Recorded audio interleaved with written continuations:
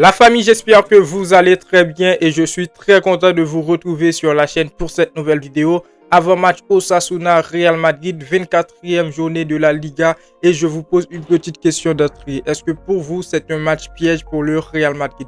En tout cas, dans cette vidéo, je vais vous donner mon avis, mais c'est un match à grand enjeu pour le Real Madrid. Parce que si tu veux aller chercher la Liga, tu n'as pas le droit à l'erreur. Parce que là, tu n'as pas un seul concurrent, tu as deux concurrents, le Barça et l'Atlético de Madrid qui sont en feu actuellement. Donc dans cette vidéo, on a pas mal de choses à dire, mais avant tout, vous connaissez la chanson. On va voir quelques actualités du côté du Real Madrid. Et aujourd'hui, on va parler un petit peu de Mercato parce que les informations sont très bonnes du côté du Real Madrid.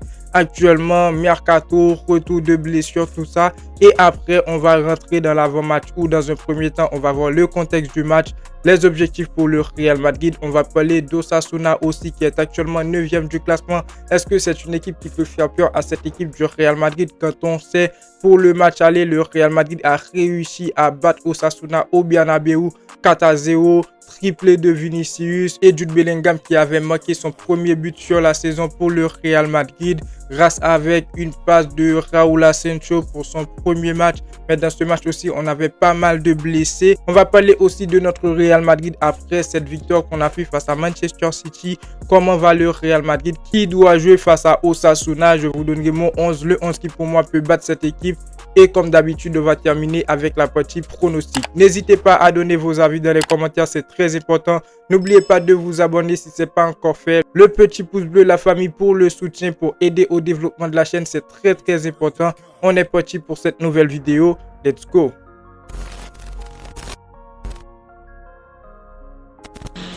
On commence donc avec la première information. Raúl Asensio devrait être appelé en équipe d'Espagne à la prochaine trêve internationale. Ça fait plaisir les amis, ça fait plaisir. Ça fait longtemps depuis que le Real Madrid n'a pas un jeune de la Castilla monté dans l'équipe première pour être titulaire et appelé en équipe première. Donc je pense que ça aura tout simplement un impact positif sur le joueur mais aussi sur le club. C'est une très bonne opportunité pour lui de jouer pour le Real Madrid et aussi être appelé en équipe d'Espagne à 21 ans si je ne me trompe pas sur son âge. Donc c'est déjà un très grand pas pour le joueur. J'espère qu'il va continuer.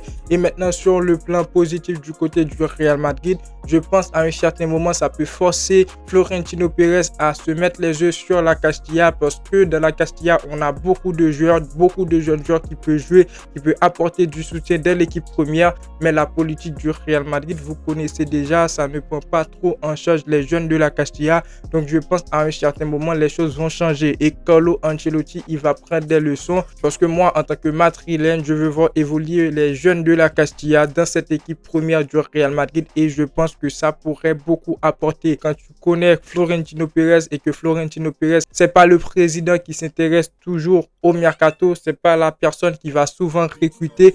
Donc voilà les amis, ça fait plaisir. Raúl Asensio durant la trêve internationale il va exploser avec cette équipe espagnol de football les amis. Deuxième information, le Real Madrid sent que Rudiger pourrait être de retour pour le match retour contre Manchester City. Raúl Asensio pourrait être en défense avec lui. Tchouaméni irait au milieu de terrain. La décision sera prise cette semaine. Rudiger qui sera de retour, ça ferait énormément plaisir et ça va aider beaucoup cette équipe du Real Madrid pour le match retour face à Manchester City. Le Real Madrid a réussi à gagner face à Manchester City chez eux 3-2 dans un match qui à un certain moment a été compliqué pour le Real Madrid.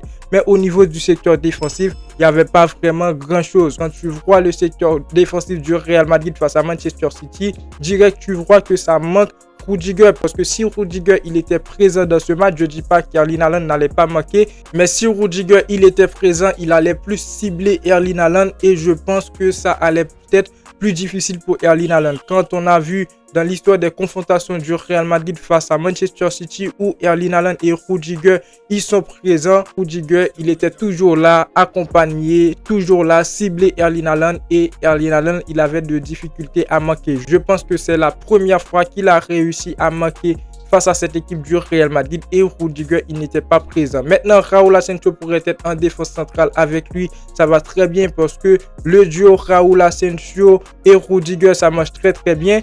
Et on nous dit que Tchouaméni au milieu de terrain, la décision sera prise cette semaine. Tchouaméni au milieu de terrain, est-ce que je suis pour? pas totalement. Parce que quand on a vu le match face à Manchester City, personnellement, je trouve que le milieu de terrain a fait son travail. Ceballos, il a été très bon. Bellingham, il a été très bon. Camavinga, à un certain moment, qui n'était pas dans le match, mais au final, il est rentré dans le match. Donc, mettre Tchouaméni, qui vas-tu sortir au niveau du milieu de terrain pour mettre Tchouaméni titulaire? Pas Ceballos, pas Bellingham. Si Carlo Ancelotti vraiment espère mettre Tchouaméni, ce sera donc Camavinga la victime. Mais après, je veux pas de Tchouaméni. Pour moi, face à Manchester City, le Real Madrid peut jouer avec Bellingham, Ceballos, Camavinga. Et en tant que latéral, on aura Valverde à la place de Lucas Vazquez. On prend donc la troisième information. Le Real Madrid a eu des discussions avec le clan de Saliba ces derniers jours. Saliba est intéressé par le Real Madrid qui le suit depuis 5 ans. L'offensive du Real Madrid pour lui dépend de la décision de Florentino Pérez. Saliba au Real Madrid, je l'avais dit déjà dans une vidéo, c'est un très grand oui les amis. Maintenant j'espère que le Real Madrid saura comment boucler ce transfert parce que cette information pour moi c'est pas vraiment l'information la plus crédible parce que ces derniers jours on l'a vu, le Real Madrid cible presque tous les joueurs, que ce soit latéraux, que ce soit défenseurs centraux, que ce soit milieu de terrain, à part que les informations ne disent pas que le Real Madrid cible des numéros 9 des attaquants, mais après le Real Madrid cible beaucoup de défenseurs, beaucoup de latéraux. Je me demande, est-ce que c'est véridique, est-ce que c'est crédible? Mais c'est l'information les amis, n'hésitez pas à me dire dans les commentaires, est-ce que vous êtes pour un Saliba au Real Madrid? Moi je suis pour. Je pense que Saliba il pourrait bien jouer avec Rudiger dans la charnière centrale. Je ne dis pas que Raúl Asensio il ira sur le banc. On sait tous que Raúl Asensio il peut aussi évoluer sur le côté droit. Et après, avec une arrivée de Saliba, on peut même passer avec 3 défenseurs, Rudiger, Saliba, Raúl Asensio. Donc voilà, pour moi, ce serait tout simplement une très bonne recrue pour le Real Madrid. Maintenant, on va rentrer dans le match. Le Real Madrid qui va affronter Osasuna demain à 16h15 et on commence directement avec le contexte du match. C'est un match très important pour le Real Madrid parce qu'actuellement, on est premier du classement. Mais derrière, on a l'Atlético de Madrid qui est deuxième avec 49 points et le FC Barcelone qui est troisième avec 48 points. Donc, on n'a pas le droit à l'erreur. Si tu perds un match, il y a moyen que l'Atlético de Madrid ou le FC Barcelone prend la première place ou même tu peux te retrouver en troisième place. Donc si tu veux gagner la Liga, tu n'as pas le droit à l'erreur. Donc l'objectif numéro 1 pour le Real Madrid, ce sera une victoire face à cette équipe d'Osasuna. On n'a pas le droit à l'erreur les amis, victoire obligatoire pour le Real Madrid. Et deuxième objectif pour moi et ce que j'attends de cette équipe du Real Madrid, c'est une très bonne prestation parce que tu sors d'une victoire face à Manchester City, une très bonne victoire quand même parce que le résultat ça a été bon malgré on n'avait pas vraiment de la manière, mais là tu vas affronter Osasuna qui est actuellement 9e du classement, tu n'as pas le droit à l'erreur, victoire plus une très bonne prestation malgré le Real Madrid sera à l'extérieur les amis. Maintenant on va parler de l'adversaire Osasuna qui n'est pas vraiment sur une très bonne partie de saison,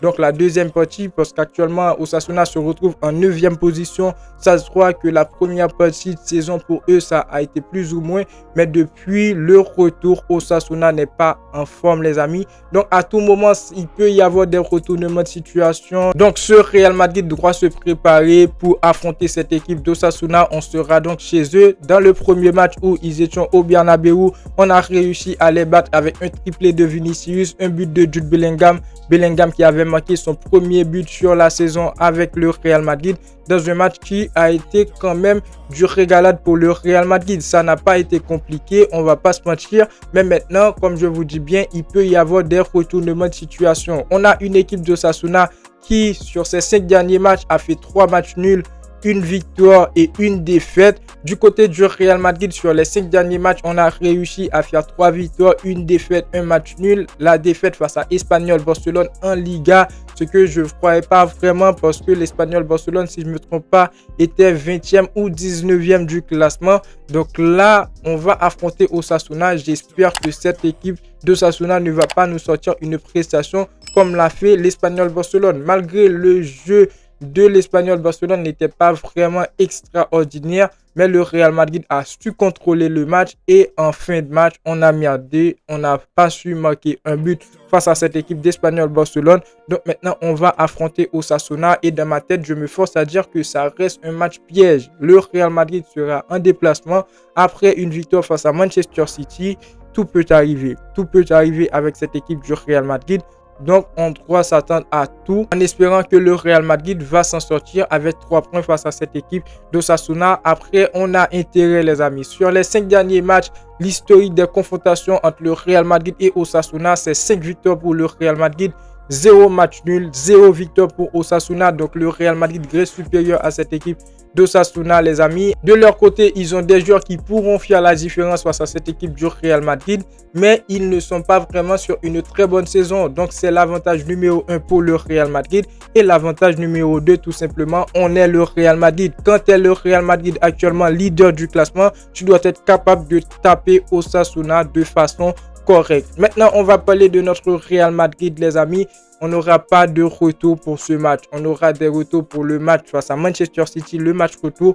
Mais pour ce match, Ancelotti va devoir le faire avec les joueurs qu'il a actuellement, les amis. Donc, on a un Real Madrid qui vient de battre Manchester City en Ligue des Champions. Ça va bien actuellement, si on peut le dire. On a retrouvé un petit peu le sourire. Donc, on n'a pas le droit de merder face à Osasuna.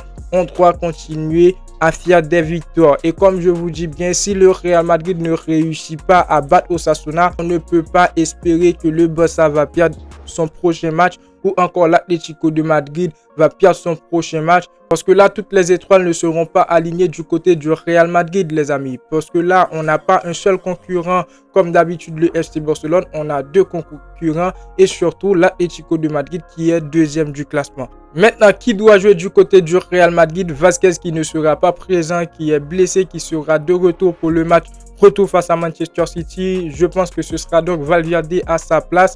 Au niveau du milieu de terrain, je veux voir Camavinga. Camavinga, dans le dernier match face à Manchester City, il nous a sorti plus ou moins une très bonne prestation. Mais après, on n'a pas beaucoup de choses à lui reprocher parce que c'était un joueur blessé. Il a fait son retour. Donc voilà, pour moi, le Real Madrid saura bien comment taper cette équipe d'Osasuna quand tu as dans le secteur offensif Vinicius qui est en forme actuellement, Kylian Mbappé, Rodrigo qui est actuellement le meilleur joueur, le meilleur attaquant du Real Madrid, Jude Bellingham aussi qui fait du très bon jeu au niveau du milieu de terrain.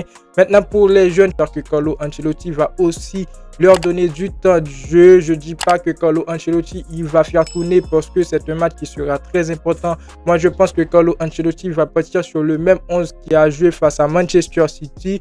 Mais je veux du temps de jeu pour Arda Güler, je veux du temps de jeu pour Endrick, je veux du temps de jeu pour quelques jeunes de la Castilla, histoire de faire reposer un petit peu lors de la deuxième période quelques joueurs cadres et les préparer pour le match face à Manchester City. Maintenant, quel 11 doit aligner Carlo Ancelotti pour battre ce match? Moi, je pense sur le 11 qui a joué face à Manchester City et je pense que ce serait donc ce 11 que va aligner Carlo Ancelotti avec Thibaut Courtois au but. Dans la charnière centrale, je mets Raúl Asensio, Tchouaméni. En latéral, Valverde, Ferland Mendy. Mais je vois plus Carlo Ancelotti partir sur un Franck Garcia. J'aimerais bien voir Franck Garcia, mais je pense que Carlo Ancelotti il va partir sur un Ferland Mendy. Au niveau du milieu de terrain, je mets Ceballos, Camavinga, Bellingham. Ce milieu de terrain qui a joué face à Manchester City. Ceballos qui avait fait un très bon match, les amis. Ceballos qui a donné une passe D à Kylian Mbappé et cette passe était vraiment extraordinaire. Bellingham aussi qui avait marqué un but. Et dans le secteur offensif, je mets le trio Vinicius, Kylian Mbappé, Rodrigo. Donc voilà pour mon 11. N'hésitez pas à donner vos avis dans les commentaires, c'est très important. Maintenant pour la partie pronostic, je vois le Real Madrid gagner ce match sur un score de 3-1. Donc pour moi, de mon côté, le Real Madrid va encaisser un but. C'est difficile pour le Real Madrid de ne pas encaisser un but dans ces genres de matchs. Parce qu'on sait tous, le Real Madrid, à un certain moment, peut se retrouver avec un secteur défensif bouillon, à l'exception de Raúl Asensio qui peut nous sortir une très bonne prestation à 100% durant le match. Donc voilà, je vois le Real Madrid encaisser un but, mais je vois le Real Madrid gagner sur un score de 3-1 avec un but de Kylian Mbappé. J'aimerais bien que Vinicius il marque durant ce match un but de Rodrigo ou encore de Jude Bellingham, les amis. Donc voilà pour la vidéo. N'hésitez pas à donner vos avis dans les commentaires. La vidéo touche à sa fin. N'oubliez pas de vous abonner, c'est très important. Le petit pouce bleu pour le référencement pour aider au développement de la chaîne, les amis. Et je vous remercie énormément pour vos retours sur les dernières vidéos. On vise d'abord des 20 000 abonnés et moi je vous dis à très bientôt pour une toute nouvelle vidéo. Ciao, ciao.